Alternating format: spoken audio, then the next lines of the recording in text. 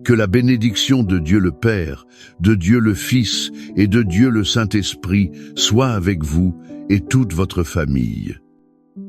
Soyez les bienvenus dans cet espace sacré, à ce moment que nous avons réservé. Nous voulons nous déconnecter du bruit du monde et nous connecter au cœur de notre Père Céleste. Je vous invite maintenant à respirer profondément et à relâcher les tensions de votre journée. Permettez au manteau de paix du Seigneur de vous couvrir entièrement. Imaginez par la foi que la présence de Dieu enveloppe maintenant votre maison. Elle est comme une forteresse de lumière. Le sceau de la protection divine est placé sur votre porte, votre esprit et le cœur de chaque membre de votre famille. C'est un temps de refuge, de guérison. C'est aussi un temps de rencontre avec celui qui aime votre famille plus que vous ne pouvez l'imaginer.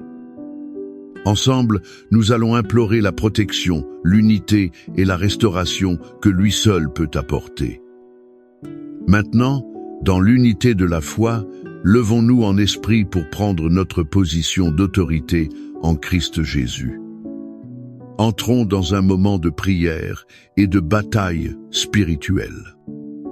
Notre lutte n'est pas contre des personnes, mais contre les forces spirituelles de la méchanceté qui tentent de semer la discorde et la destruction dans nos foyers.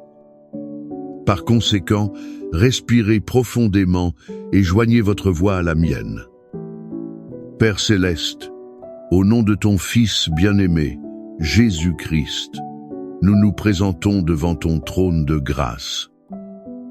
Nous nous couvrons et couvrons chaque membre de nos familles avec le sang précieux de l'agneau. Ce sang nous purifie de tout péché et nous protège de tout mal. Avec l'autorité qui nous a été accordée en Christ, nous nous levons contre tout esprit de division, de discorde et d'amertume. Nous nous levons également contre le manque de pardon et le ressentiment qui se sont infiltrés dans nos foyers. Nous déclarons que vous n'avez ni pouvoir ni autorité sur nos familles.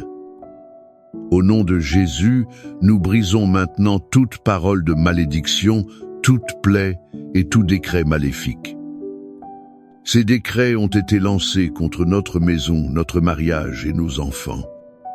Nous annulons les effets de toute malédiction générationnelle et de tout schéma de divorce, de dépendance et de misère. Nous annulons aussi les effets de toute infirmité qui a traversé notre lignée. Nous déclarons qu'en Christ, nous sommes une nouvelle création.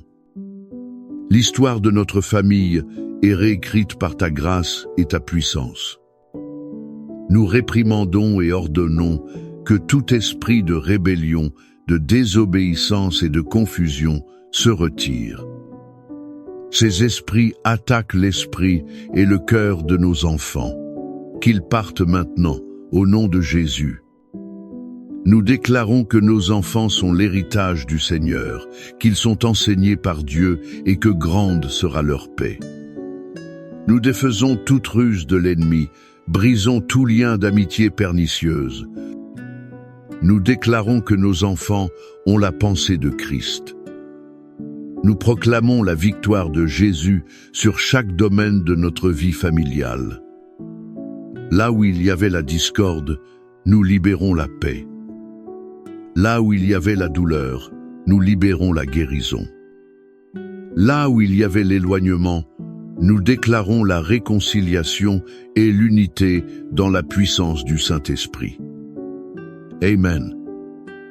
Maintenant, avec notre esprit fortifié, je veux vous inviter à vous asseoir aux pieds du Maître. Ouvrez votre cœur à l'une des histoires les plus belles et puissantes de toute l'Écriture. C'est une histoire qui révèle la profondeur du cœur de Dieu comme notre Père. Elle se trouve dans l'Évangile de Luc, chapitre 15, la parabole du Père et de ses deux fils, que nous connaissons comme l'histoire du Fils prodigue. Imaginons la scène. Un père aimant, propriétaire d'une grande propriété, avec deux fils. Le plus jeune, impatient et poussé par un désir égoïste de liberté, arrive devant son père. Il lui fait la demande la plus douloureuse qu'un fils puisse faire. « Père, donne-moi la part des biens qui me revient. » Essentiellement, il disait « Père, pour moi, tu es déjà mort. Je veux juste ce qui m'appartient. » Pouvez-vous ressentir ce coup de couteau dans le cœur de ce père? Malgré cela, le cœur brisé, il partage l'héritage et laisse son fils partir. Le jeune homme part dans un pays lointain. Là, la Bible dit qu'il dissipa ses biens en menant une vie de débauche. Il dépensa tout en fêtes et plaisirs éphémères, cherchant à combler un vide qui ne faisait que grandir. Et quand l'argent fut épuisé, une grande famine survint dans ce pays, et il commença à manquer de tout. Celui qui avait tout désiré maintenant manger les restes que les porcs mangeaient, et personne ne lui donnait rien. Au fond du gouffre, sale, affamé et complètement seul, l'Écriture dit qu'il rentra en lui-même. Il se rappela la maison de son père. Il se souvint que même les serviteurs de son père avaient du pain en abondance, tandis que lui mourait de faim. Et à ce moment-là, il prit la décision de revenir. Pendant ce temps, que faisait le père? L'histoire nous fait comprendre que chaque jour, ce père montait sur une hauteur et regardait la route, attendant. Son cœur n'a jamais abandonné. Son espérance n'est jamais morte. Et puis, un jour, il aperçoit une silhouette au loin. Sale, boitant, maigre. Mais le cœur d'un père reconnaît son fils. Et que fait-il? Attend-il que son fils arrive et s'humilie? Non. La Bible dit que le père, ému d'une intime compassion, courut à la rencontre de son fils, se jeta à son cou et le couvrit de baisers. Avant que le fils ne puisse terminer son discours de repentir préparé, le père l'avait déjà pardonné. Il ne dit pas « je te l'avais dit », il ne demande pas « où étais-tu ». Il l'embrasse simplement et crie au serviteur « apportez vite la plus belle robe. Mettez un anneau à son doigt et des sandales à ses pieds. Apportez le veau gras et tuez-le. Faisons la fête et réjouissons-nous, car mon fils était mort et il est revenu à la vie. Il était perdu et a été retrouvé. » Cette histoire, mes chers, est le portrait du cœur de Dieu pour votre famille. Et d'elle, nous tirons des leçons qui peuvent transformer notre foyer aujourd'hui. La première leçon est « l'amour de Dieu le Père n'abandonne jamais ». Êtes-vous un père ou une mère le cœur saignant pour un enfant qui s'est éloigné? Un enfant qui a pris de mauvaises décisions ou qui vit dans un pays lointain. Regardez-vous votre mariage et ne voyez-vous que la distance et la douleur d'un conjoint? Un conjoint qui semble s'être perdu. Écoutez bien, le Père Céleste ne cesse jamais de regarder la route. Son amour ne se fonde pas sur notre performance, mais sur notre identité d'enfant. Il continue d'attendre, les bras ouverts, pleins de compassion. N'abandonnez pas la prière, n'abandonnez pas l'amour. Car l'amour du Père qui habite en vous est la force la plus puissante. C'est elle qui ramènera quelqu'un à la maison. La deuxième leçon est « il y a toujours un chemin de retour ». Le fils prodigue n'a eu besoin que d'un moment de lucidité, de rentrer en lui-même pour entamer le chemin du retour. Peu importe la profondeur du gouffre, la distance que nous avons parcourue ou à quel point nous nous sentons souillés. Le chemin du retour vers la maison du Père est toujours ouvert. L'humilité de reconnaître l'erreur est le premier pas.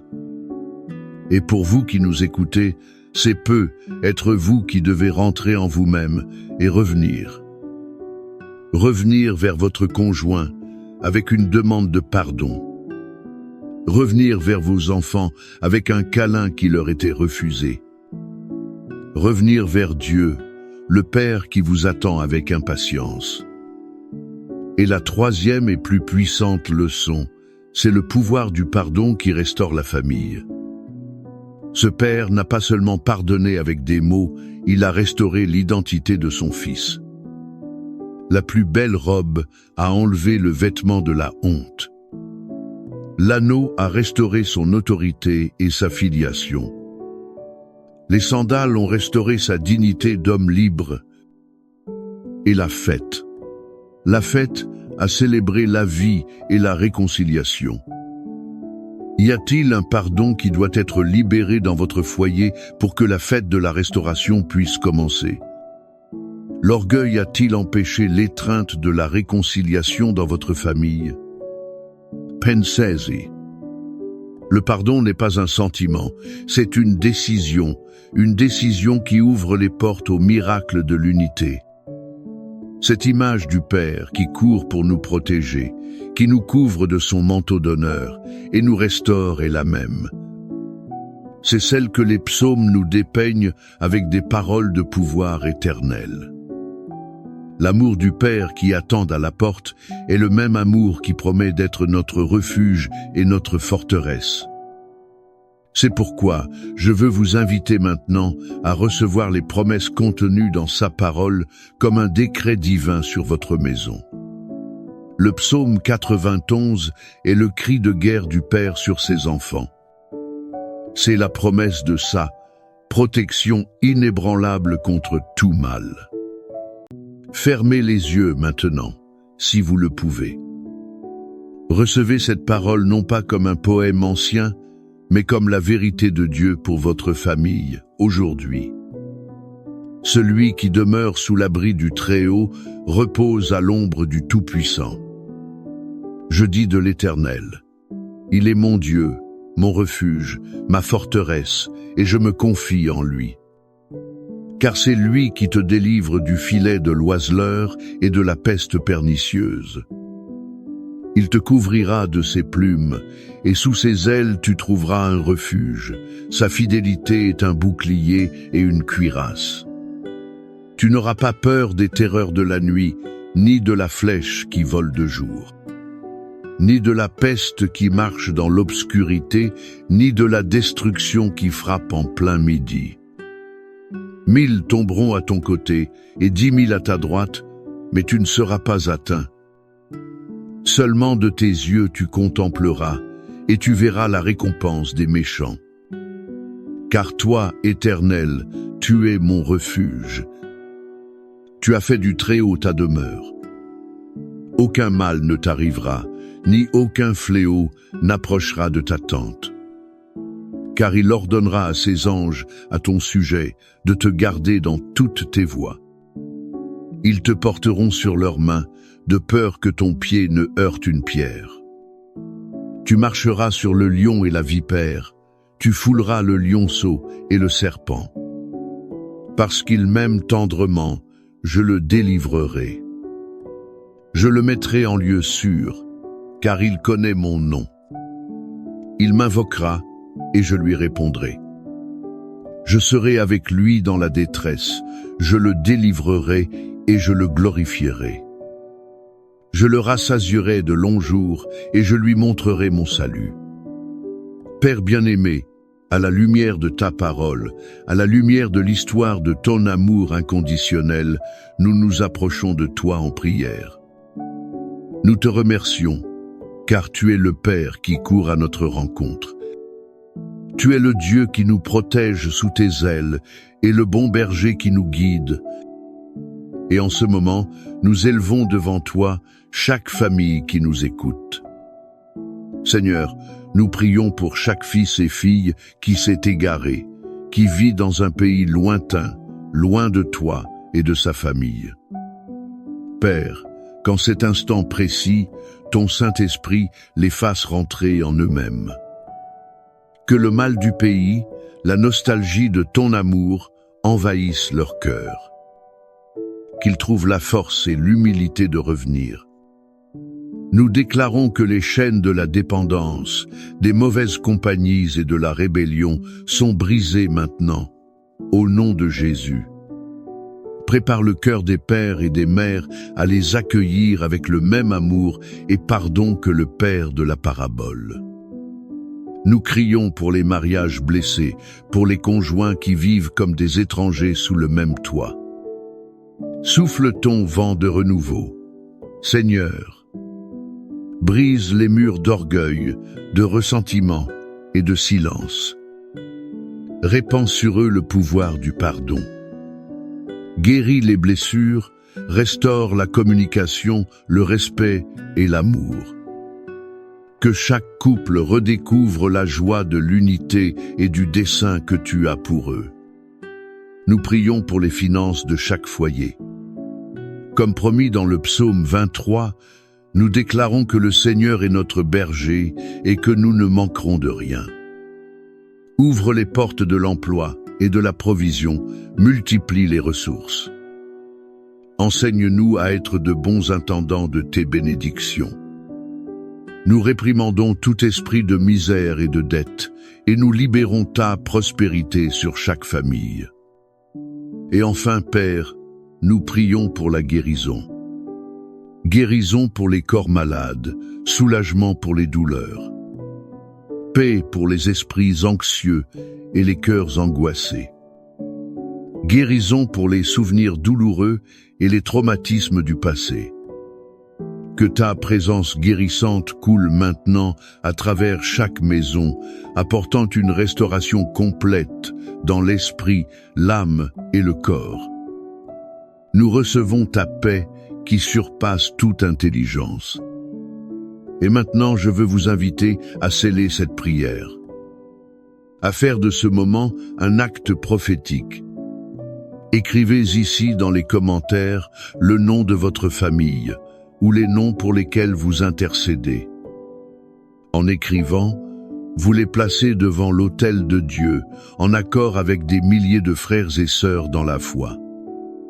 Déclarez, ma famille appartient au Seigneur. Que la certitude de l'amour du Père qui attend à la porte, la protection du Dieu Très-Haut qui vous garde de tout mal, soit sur vous. Et que le soin du bon berger, qui pourvoit à tous vos besoins, soit sur vous et toute votre maison, aujourd'hui et pour toujours. Que l'unité, la paix et la joie de la réconciliation fleurissent dans votre foyer comme jamais auparavant.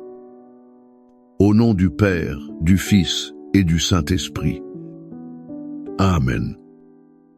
La musique de fond monte doucement puis s'arrête.